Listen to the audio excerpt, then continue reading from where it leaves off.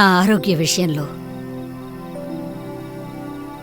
ఆసుపత్రికి తీసుకుపోతానని అంత శ్రద్ధ చూపుతున్న నా కొడుకును చూసి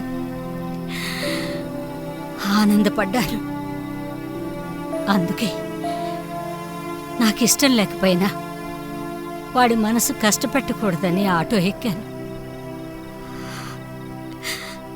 అదిగో నన్ను అక్కడే కూర్చోబెట్టి డాక్టర్ని కలిసి వస్తానమ్మా అని చెప్పాడు.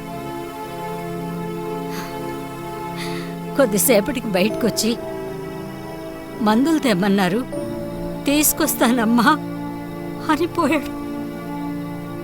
మధ్యాహ్నం నుంచి సాయంత్రం పోయింది, సాయంత్రం నుంచి రాత్రి అయింది, ఇంకా రాలేదు.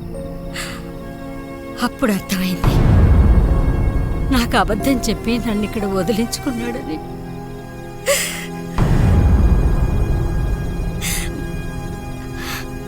నవమాసాలు మోసి కానీ పెంచి ఉచ్చలెత్తిపోసి ముడ్లు కడిగి తినిక ఇంత వాళ్ళని చేస్తే నాకిచ్చిన బహుమానం ఇది.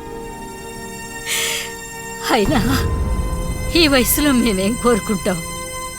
పిడికిడి మెతుకులు, కాసింత ప్రేమ.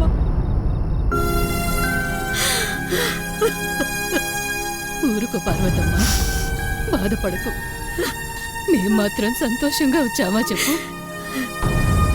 ఊరుకు, ఊరుకోయాడు. మీరెంతగా బాధపడ్డాం నాకు నచ్చలేదు. మీకు చెప్పే అంత పెద్దవాడిని కాకపోవచ్చు, కానీ ఒక మాట, కన్నోళ్ళని చూసుకునే బాధ్యత ప్రతి వ్యక్తికి ఉండాలి. బుద్ధి గడ్డి తిని చూసుకోలేదే అనుకోండి, అంత మాత్రాన ఒంటరి వాళ్ళం అయిపోతామా చెప్పండి?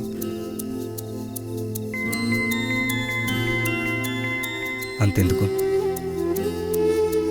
అమ్మా నాన్న ఎట్లుంటారు నాకు కూడా తెలీదు.